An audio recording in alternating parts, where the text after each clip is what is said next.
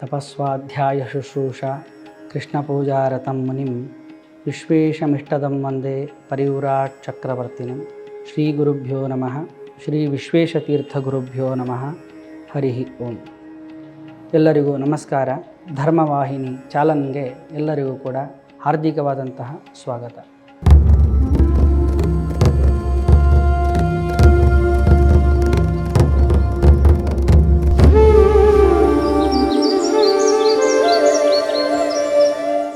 ಎಲ್ಲವನ್ನ ಕೊಟ್ಟಂತಹ ಪರಮಾತ್ಮನನ್ನು ನಾವು ಒಂದು ಕ್ಷಣವೂ ಕೂಡ ನೆನೆಯದೇನೆ ಈ ಜೀವನವನ್ನು ಬಹಳ ವ್ಯರ್ಥವಾಗಿ ಕಳೆದುಕೊಳ್ತಾ ಇರ್ತೇವೆ. ದಾಸರು ಹೇಳಿದ್ದಾರೆ ಏನು ಅಂತ ಹೇಳಿದ್ರೆ, 84 ಲಕ್ಷ ಜೀವರಾಶಿಗಳನ್ನು ದಾಟಿ ಈ ಮಾನವ ಶರೀರ ಅನ್ನುವುದು ನಮಗೆ ಬಂದಿರುತ್ತೆ ಅಂತ. ನಾವೆಲ್ಲ ಪ್ರತಿನಿತ್ಯ ಪ್ರಾಣಿಗಳ ಥರ ಜೀವನವನ್ನು ಮಾಡ್ತಾ ಇದ್ದೇವೆ. ಕಾರಣ ಏನು ಅಂತ ಹೇಳಿದರೆ, ಈ ಒಂದು ಮೈಥುನ, ನಿದ್ರೆ, ಆಹಾರ ಸೇವನೆ ಇದು ಪ್ರಾಣಿಗಳಲ್ಲಿಯೂ ಇದೆ, ಮನುಷ್ಯನಲ್ಲಿಯೂ ಕೂಡ ಇದೆ.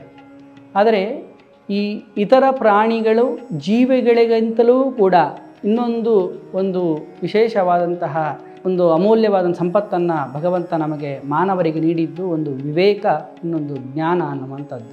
ಆದರೆ ಇವೆರಡೂ ಪ್ರಾಣಿಗಳಲ್ಲಿ ನಾವು ಕಾಣೋದೇ ಇಲ್ಲ.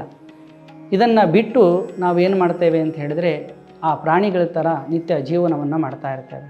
ಹಾಗಾಗಿ ದಾಸರೆಲ್ಲ ಹೇಳಿದ್ದೇನು ಅಂತ ಹೇಳಿದ್ರೆ, ಇಂತಹ ಜೀವವನ್ನು ಕೊಟ್ಟಂತಹ ಪರಮಾತ್ಮನನ್ನು ಸದಾ ನಾವು ಸ್ಮರಣೆಯನ್ನು ಮಾಡಬೇಕು ಅಂತ.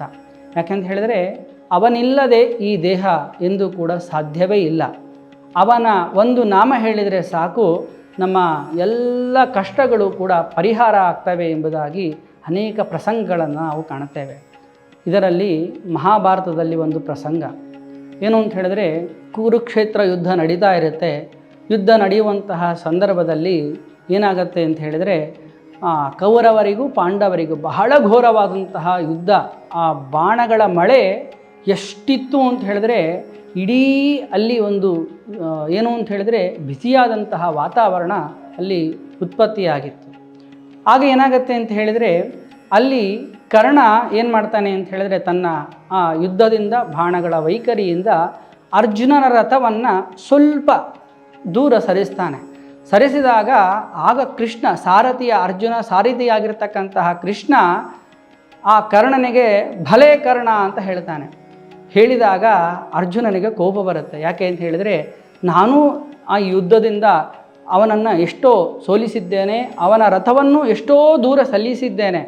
ಆದರೆ ಅದನ್ನೆಲ್ಲವನ್ನು ಬಿಟ್ಟು ಕೇವಲ ಕಿಂಚಿತ್ತು ದೂರ ಸರಿದಂತಹ ನನ್ನ ರಥದ ಆ ಕರ್ಣ ಸರಿಸಿದ್ದಾನೆ ಅಂತ ಹೇಳಿ ಅವನನ್ನು ನೀನು ಹೊಗಳುತ್ತಾ ಇದೆಯಲ್ವ, ಇದು ನ್ಯಾಯವಾ ಅಂತ.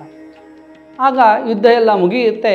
ಮುಗಿದ ನಂತರದಲ್ಲಿ ಏನು ಮಾಡ್ತಾನೆ ಅಂತ ಹೇಳಿದರೆ, ಕೃಷ್ಣ ಪರಮಾತ್ಮ ಹೇಳ್ತಾನೆ ಅರ್ಜುನನಿಗೆ, ನೀನು ರಥದಿಂದ ಇಳಿ ಅಂತ. ಅವನಿಗೆ ಕೋಪ ಬರುತ್ತೆ. ಯಾಕೆ ಅಂತ ಹೇಳಿದರೆ, ಸಾರಥಿಯಾದವನು ಕೃಷ್ಣ. ಅವನ ಕೆಲಸ ಏನು ಅಂತ ಹೇಳಿದರೆ, ತಾನು ಮೊದಲು ಇಳಿದು ಆ ಬಾಗಿಲನ್ನು ತೆಗೆದು ನಂತರದಲ್ಲಿ ಆ ಅರ್ಜುನ ಇಳಿಬೇಕು. ಆದರೆ ಈ ಕೃಷ್ಣ ನನ್ನನ್ನು ಮೊದಲು ಇಳಿಸ್ತಾ ಇದ್ದೇನೆ ಅಂತ ಹಾಗೆ ಮನಸ್ಸಿನಲ್ಲಿ ಬೈದುಕೊಂಡು ಅವನ ಕೆಳಗೆ ಇಳಿತಾನೆ. ಇಳಿದ ನಂತರದಲ್ಲಿ ಹೇಳ್ತಾನೆ, ಸ್ವಲ್ಪ ದೂರ ಹೋಗಿ ನಿಂತುಕೋ ಅಂತ. ಆಗ ಅರ್ಜುನನ ಇನ್ನೂ ಕೋಪ ಬರುತ್ತೆ. ಮೊದಲೇ ಕರ್ಣನನ್ನು ಹೊಗಳಿದ್ದು ಕೋಪ, ನಂತರದಲ್ಲಿ ಬಾಗಿಲನ್ನು ತೆಗೆಸಿದ ಕೋಪ, ಈಗ ಮತ್ತು ದೂರ ಕಳಿಸ್ತಾ ಇದ್ದಾನೆ. ಆದರೂ ಬೈಕೊಂಡು ಹಾಗೆ ದೂರದಲ್ಲಿ ಹೋಗಿ ನಿಂತುಕೊಂಡ ತಕ್ಷಣದಲ್ಲಿ ನಂತರದಲ್ಲಿಯೇ ಕೃಷ್ಣ ಪರಮಾತ್ಮ ಇಳಿದಾಗ ಅವನ ಇಳಿದ ಕ್ಷಣಾರ್ಧದಲ್ಲಿಯೇ ಆ ರಥ ಸುಟ್ಟು ಭಸ್ಮವಾಗಿ ಹೋಗಿಬಿಡುತ್ತೆ. ಆಗ ಅರ್ಜುನನಿಗೆ ಅರ್ಥ ಆಗತ್ತೆ. ಅವನು ಓಡೋಡಿ ಬಂದು ಕೃಷ್ಣ ಪರಮಾತ್ಮನನ್ನು ಕಾಲಿಡಿದು ನನ್ನನ್ನು ಕ್ಷಮಿಸು ಅಂತ ಕೇಳಿಕೊಳ್ತಾನೆ. ಆಗ ಶ್ರೀಕೃಷ್ಣ ಪರಮಾತ್ಮ ಅರ್ಜುನನಿಗೆ ಹೇಳಿದಂತಹ ಮಾತು ಏನು ಅಂತ ಹೇಳಿದರೆ, ಅರ್ಜುನ, ನಾನು ನಿನ್ನನ್ನು ಯಾಕೆ ಕೆಳಿಸಿದೆ ಅಂತ ಹೇಳಿದರೆ, ಒಂದು ವೇಳೆ ನಾನು ಮೊದಲು ಇಳಿದಿದ್ದರೆ ಆ ರಥದ ಜೊತೆಗೆ ನೀನು ಕೂಡ ಸುಟ್ಟು ಭಸ್ಮವಾಗಿ ಹೋಗ್ತಾ ಇದ್ದೆ. ಆದರೆ ಆ ರಥ ನಾನಿರುವ ತನಕ ಆ ರಥಕ್ಕೆ ಯಾವ ಹಾನಿಯೂ ಕೂಡ ಆಗಲಿಲ್ಲ. ಹಾಗಾಗಿ ನಾನು ಒಂದು ವೇಳೆ ಮೊದಲು ಇಳಿದಿದ್ದರೆ ಆ ರಥದ ಜೊತೆಗೆ ನೀನು ಸುಟ್ಟು ಭಸ್ಮವನ್ನು ಆಗ್ತಾಯಿದ್ದಿ. ನಾನು ಕರ್ಣನನ್ನು ಯಾಕೆ ಹೊಗಳಿದೆ ಅಂತ ಹೇಳಿದರೆ, ಜಗದೀಶ್ವರನಾದಂತಹ ನಾನೇ ನಿನಗೆ ಸಾರಥಿಯಾಗಿ ಇಲ್ಲಿ ನಿಂತುಕೊಂಡಿದ್ದೇನೆ. ಹಾಗೆ ಅಷ್ಟೇ ಅಲ್ಲ, ನಿನ್ನ ರಥದ ಧ್ವಜದ ಮೇಲೆ ಇಡೀ ಜೀವಲೋಕಗಳಿಗೆ ಪ್ರಾಣವನ್ನು ನೀಡ್ತಕ್ಕಂತಹ ಪ್ರಾಣದೇವರೇ ನಿನ್ನ ರಥದಲ್ಲಿ ಧ್ವಜದಲ್ಲಿ ಕುಳಿತುಕೊಂಡಿರ್ತಾರೆ. ಹೀಗೆ ಆ ಪ್ರಾಣದೇವರು ನಾನು ರಥದಲ್ಲಿ ಇರಬೇಕಾದ್ರೆ ಅಂತಹ ರಥವನ್ನು ಒಂದು ಹುಲ್ಲು ಕಡ್ಡಿಯಷ್ಟು ಸರಿದರೂ ಕೂಡ ಅದು ಬಹಳ ವಿಶೇಷ. ಅದು ಕರ್ಣನ ಪರಾಕ್ರಮ. ಹಾಗಾಗಿ ಅವನ ಪರಾಕ್ರಮವನ್ನು ನಾನು ಮೆಚ್ಚಿದ್ದೇನೆ, ಹಾಗಾಗಿ ಅವನನ್ನು ಹೊಗಳಿದೆ ಅಂತ. ಆಗ ಅರ್ಜುನನಿಗೆಲ್ಲವೂ ಅರ್ಥವಾಗತ್ತೆ. ಆದರೆ ಈ ಒಂದು ಘಟನೆಯಿಂದ ಕೃಷ್ಣ ಪರಮಾತ್ಮ ಕೊಟ್ಟಿರ್ತಕ್ಕಂತಹ ಸಂದೇಶ ಏನು ಅಂತ ಹೇಳಿದರೆ, ಅರ್ಜುನ ಆ ರಥದಲ್ಲಿ ಹೇಗೆ ಆ ಯುದ್ಧವನ್ನು ಮಾಡ್ತಾ ಇದ್ನೋ, ನಾವು ಕೂಡ ಹಾಗೆ. ನಮ್ಮದು ಈ ದೇಹ ಎನ್ನುವುದು ಒಂದು ರಥ. ಈ ರಥದಲ್ಲಿ ನಾವು ಕೂಡ ಅರ್ಜುನನಾಗಿ ಏನು ಮಾಡ್ತಾ ಇರ್ತೀವಿ ಅಂತ ಹೇಳಿದರೆ, ಅನೇಕ ವಿಧವಾದಂತಹ ಯುದ್ಧಗಳನ್ನು ನಾವು ಮಾಡ್ತಾ ಇರ್ತೇವೆ. ಮಾಡುವಂತಹ ಪ್ರಸಂಗದಲ್ಲಿ ಏನಾಗತ್ತೆ ಅಂತ ಹೇಳಿದರೆ, ಈ ರಥದಲ್ಲಿ ಕೃಷ್ಣನಿರುವ ತನಕ ಏನಾಗತ್ತೆ ಅಂದರೆ, ಈ ರಥಕ್ಕೆ ಎಷ್ಟೇ ಯುದ್ಧಗಳಾದರೂ ಯಾವತ್ತೂ ಹಾನಿಯಾಗುವುದಿಲ್ಲ.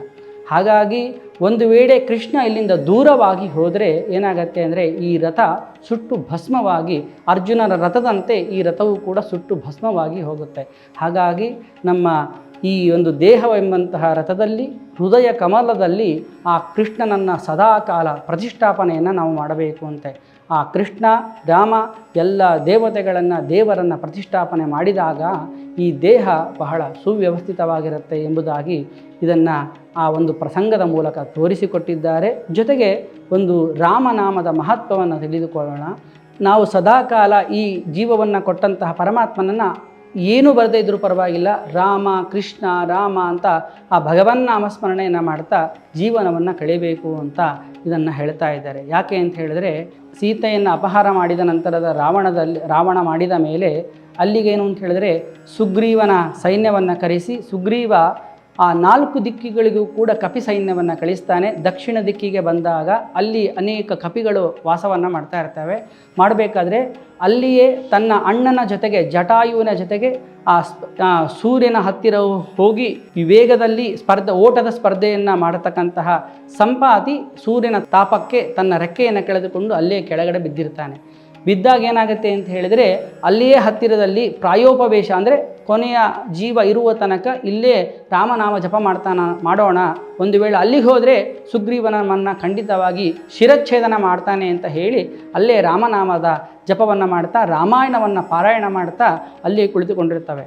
ಈ ರಾಮನಾಮ ಜಪದಿಂದ, ಭಜನೆಯಿಂದ, ಆ ಪಾರಾಯಣದಿಂದ ಸುಟ್ಟು ಹೋಗಿರ್ತಕ್ಕಂತಹ ಸಂಪಾತಿಯ ರೆಕ್ಕೆಗಳು ಚಿಗುರಿದಾಗ ಅವನ ಹತ್ತಿರ ಹಾಗೆ ನಿಧಾನಕ್ಕೆ ಬಂದು ಹೇಳ್ತಾ ಇದ್ದಾನೆ, ನೀವೆಲ್ಲ ಯಾರು ಏನು ಅಂತ ಎಲ್ಲ ಕೇಳಿದಾಗ ಅವನು ಹೇಳ್ತಾನೆ, ನನಗೆ ಬೇಕಾದಷ್ಟು ಎತ್ತರಕ್ಕೆ ಹಾರುವಂತಹ ಶಕ್ತಿ ಇತ್ತು, ನನ್ನ ರೆಕ್ಕೆಗಳಲ್ಲೂ ಕೂಡ ಸೂರ್ಯನ ತಾಪಕ್ಕೆ ಸುಟ್ಟು ಹೋಗಿ ನಾನು ಇಲ್ಲಿ ಬಿದ್ದಿದ್ದೆ.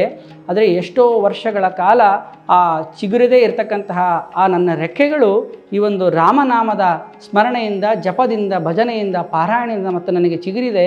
ಇನ್ನೊಂದಷ್ಟು ಕಥೆಗಳನ್ನು ಹೇಳಿ ಸೀತೆ ಹೋದಂತಹ ಮಾರ್ಗವನ್ನು ನಾನು ತೋರಿಸಿಕೊಡ್ತೇನೆ ಅಂತ ಎತ್ತರಕ್ಕೆ ಹಾರಿ ಆ ಸೀತೆ ಇರುವಂತಹ ಗುರುತನ್ನು ಸಂಪಾತಿ ತಿಳಿಸಿಕೊಡ್ತಾನೆ. ರಾಮನಾಮವನ್ನು ಜಪ ಮಾಡಿದರೆ, ರಾಮಾಯಣ ಸ್ತೋತ್ರವನ್ನು ಮಾಡಿದರೆ, ರಾಮದೇವರ ಭಜನೆಗಳನ್ನು ಮಾಡಿದರೆ, ಅಥವಾ ಯಾವುದೇ ದೇವರ ಭಜನೆಗಳನ್ನು ಮಾಡಿದರೆ, ಎಷ್ಟೇ ಕೆಳಗಡೆ ಇದ್ದಂತಹ ಮನುಷ್ಯ ತುಂಬ ಎತ್ತರಕ್ಕೂ ಹೋಗಲಿಕ್ಕೆ ಸಾಧ್ಯ ಇದೆ ಎನ್ನುವುದನ್ನು ಈ ಪ್ರಸಂಗದ ಮೂಲಕ ತಿಳಿಸಿಕೊಡ್ತಾ ಇದ್ದಾರೆ. ಹಾಗಾಗಿ ಇವೆರಡೂ ಕಥೆಗಳಿಂದ ನಾವು ತಿಳ್ಕೊಳ್ಬೇಕಾಗಿರ್ತಂಥದ್ದು ಏನು ಅಂತ ಹೇಳಿದರೆ, ನಮ್ಮ ಹೃದಯ ಕಮಲದಲ್ಲಿ ಈ ದೇಹವೆಂಬಂತಹ ರಥದಲ್ಲಿ ಕೃಷ್ಣನನ್ನು ಸದಾಕಾಲ ಪ್ರತಿಷ್ಠಾಪನೆಯನ್ನು ಮಾಡಿದಾಗ ನಮಗೆ ಯಾವೂ ಕೂಡ ತೊಂದರೆಯಾಗುವುದಿಲ್ಲ. ಹಾಗೆಯೇ ಇಂತಹ ಸುಂದರವಾದಂತಹ ಜೀವನವನ್ನು ಕೊಟ್ಟಂತಹ ಪರಮಾತ್ಮನನ್ನು ನಾವು ಸದಾಕಾಲ ಸ್ಮರಿಸಬೇಕು. ಹಾಗಾಗಿ ಯಾವುದೂ ಬರೆದು ಇದ್ದರೂ ಪರವಾಗಿಲ್ಲ, ರಾಮ ಕೃಷ್ಣ ಎಂಬುದಾಗಿ ಜಪವನ್ನು ಮಾಡಿದರೆ ನಮ್ಮ ಜೀವನ ಬಹಳ ಉನ್ನತವಾಗಿ ಮೇಲಕ್ಕೆ ಹೋಗುತ್ತೆ ಎಂಬುದನ್ನು ನಮಗೆ ತಿಳಿಸಿಕೊಟ್ಟಿದ್ದಾರೆ. ಹಾಗಾಗಿ ಅಂತಹ ಪರಮಾತ್ಮನನ್ನು ನಾವು ಸದಾಕಾಲ ಸ್ಮರಿಸೋಣ ಎಂಬುದಾಗಿ ಹೇಳ್ತಾ ಶ್ರೀಕೃಷ್ಣಾರ್ಪಣಮಸ್ತು.